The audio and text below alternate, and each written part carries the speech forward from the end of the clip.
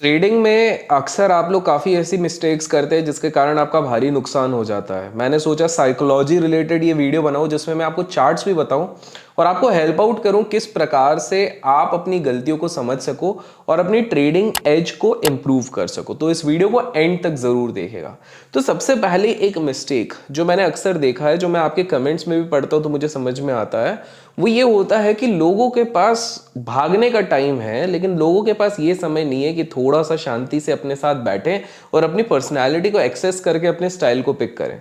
मैंने अक्सर देखा हुआ है कि जैसे आज आप मेरा चैनल देख रहे हो तो जाहिर सी बात है आप मेरा अकेले का चैनल नहीं देखते, आप 10-12 और चैनल्स देखते होंगे।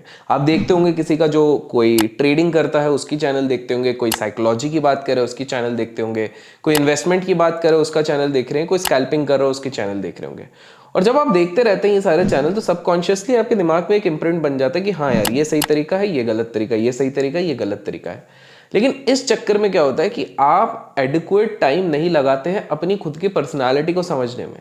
आपको एक चीज समझनी पड़ेगी कि मार्केट में पैसे कमाने के तरीके अनगिनत हैं, लेकिन प्रॉब्लम ये हो जाती है कि ना हम अपने रिस्क को एक्सेस करते हैं, ना हमारे रिस्क एपेटाइट को एक्सेस करते हैं, ना हमारे रिटर्न एक्सपेक्टेशन को समझने की कोशिश करते हैं, ना हम ये समझने की कोशिश करते हैं कि हमारा टेम्परामेंट हाल फिलहाल में कैसा है। सिंपल से जाते हैं यूट्यूब पे हम 4 वीडियो देख लेते हैं, टेलीग्राम पे कुछ कॉल्स देख लेते हैं और ट्विटर पे कुछ कॉल्स देख लेते हैं और हम प्रभावित हो जाते हैं और हम उसी स्टाइल को फॉलो करने की कोशिश करते हैं। आपको एक चीज समझनी पड़ेगी, ये गलती मैं स्टार्टिंग ऑफ द करियर में भी करता था। स्टार्टिंग ऑफ द करियर में मैंने काफी सारी चीजें अप्लाई करने की कोशिश करी थी। फॉर एग्जांपल मैं बहुत बार मल्टीपल मूविंग एवरेजेस के क्रॉसओवर ट्राई करता था कि भैया 20 और 50 डे का मूविंग एवरेज क्रॉसओवर ट्राई करके देख लेते हैं। फिर उसके बाद मेरे को पता लगा कि भाई कुछ गेट थ्योरीज होती हैं, वेव थ्योरीज होती हैं, ABCD थ्योरीज होती है, तो मैंने उसको मिक्स करने की कोशिश करी। फिर उसके बाद मुझे लगा कि यार एक काम करते अपन को इंडिकेटर्स को छोड़ते केवल प्योर प्राइस एक्शन जो बोलते हैं, volumes as well as charts को देख के करते हैं। फिर उसके बाद मैंने सोचा बीच बीच में कि नहीं यार ये वाली चीज भी काम नहीं कर रही है, तो एक काम करते हम केवल और केवल वॉल्यूम्स के बेसिस पे ट्रेड करते हैं। तो मैंने काफी सारी चीजें इधर उधर दूसरों से इन्फ्लुएंस होके करने की कोशिश करी, but it was only when I took a pause. जब मैंने पॉज लिया, मैंने अपने आप से सवाल पूछे कि अभिषेक तेरे पास समय कितना है, तेरे रिस्क एपेटाइट कितनी है, तू रिटर्न्स कितने चेस करना चाहता है, बिकॉज हर के रिटर्न एक्सपेक्टेशन अलग होते हैं। एक सिंपल से एग्जांपल दूं कि अगर आप बोलते हो किसी ऑप्शन सेलर को देखते हो, आपका कैपिटल 1 लाख रुपए, उस ऑप्शन सेलर का कैपिटल 1 करोड़ रुपए है, आप उसको देख के प्रभावित हो रहे हो कि वो कितने बढ़िया स्ट्रैडल सेल कर रहा है या स्ट्रैंगल सेल कर रहा है और उसी को कॉपी करने की कोशिश करोगे तो आप पैसा नहीं बना पाओगे।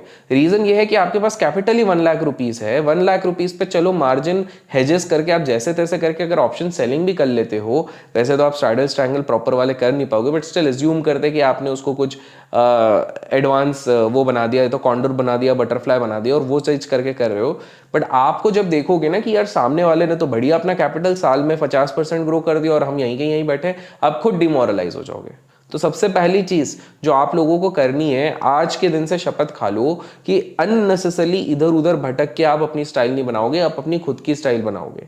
नेक्स्ट चीज, एक कॉमन परसेप्शन बना के रखा हुआ है कि यार जब हमको ऑप्शन बाइंग करनी है ना तो हमको सिर्फ ऑप्शन बायर के पैरामीटर्स देखने हैं, जो कि एकदम गलत है। जब मैं ऑप्शन बाइंग करता हूं तो उस समय पर भी मैं सेलर के पर्सपेक्टिव से सोचता हूं। आप बोलोगे ऐसा क्यों?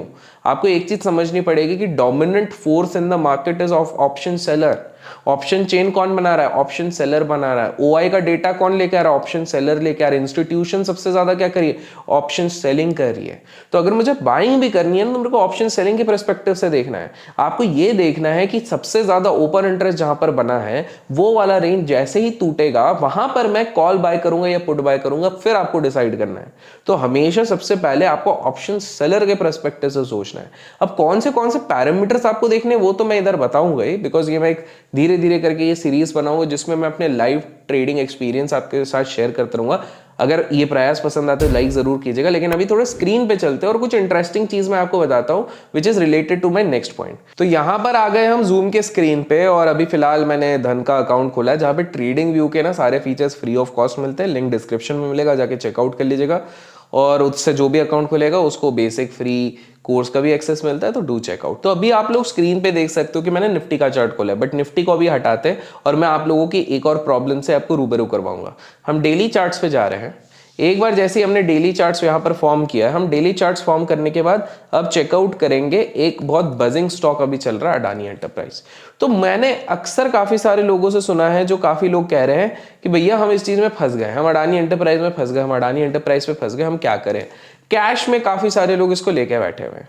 तो this brings me to the next major problem जो आप लोगों के साथ हो रहा है, और उसके बाद मैं बताऊंगा कि अगर आपको किसी तरफ पे ऑप्शन बाय या सेल करना है तो उसमें आप मिस्टेक्स को कैसे अवॉइड कर सकते हो।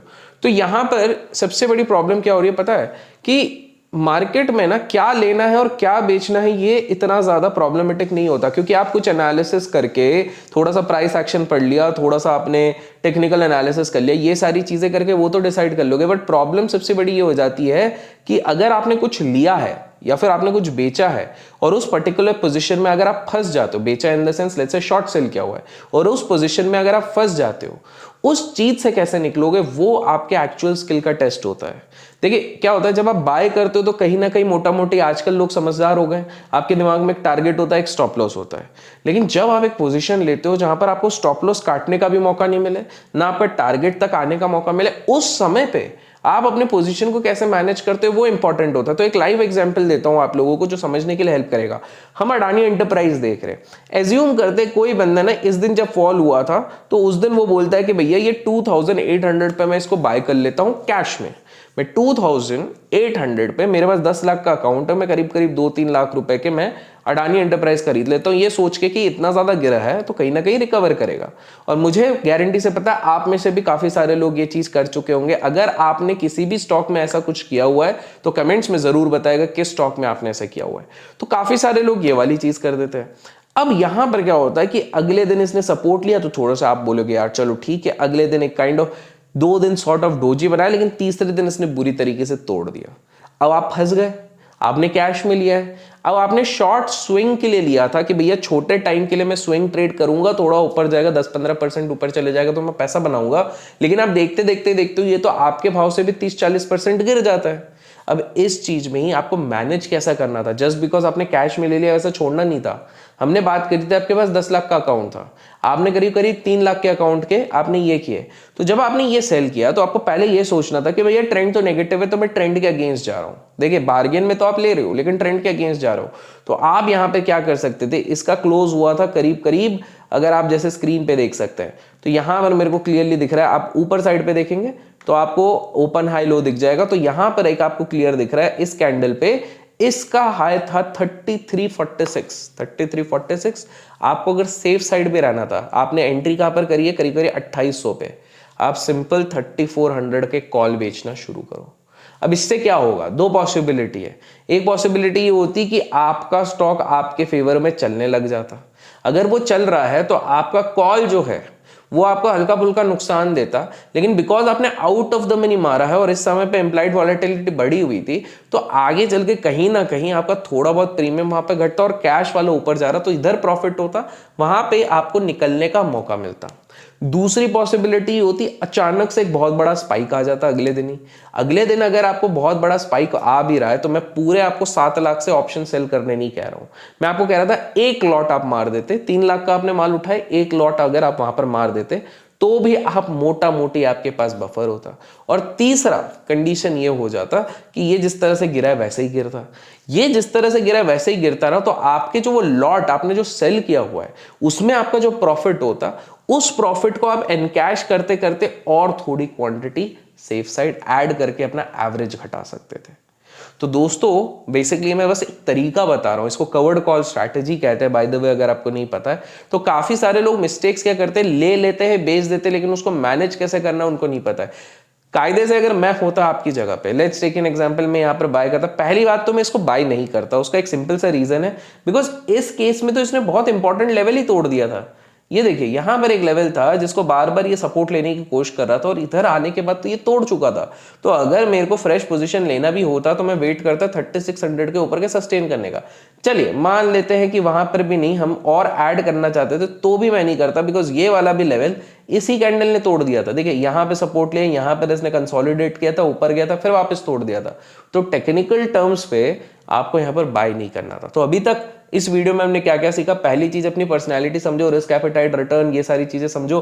दूसरी चीज आपने ये चीज समझी कि मार्केट में आपको समझना पड़ेगा from an option seller perspective. तीसरी चीज जो आपने यहां पे समझी है वो है कि पैसे लेने से ज्यादा बचाना इंपॉर्टेंट हो जाता है, जैसे कि हमने अडानी एंटरप्राइज के केस में कवर्ड कॉल स्ट्रैटेजी समझी।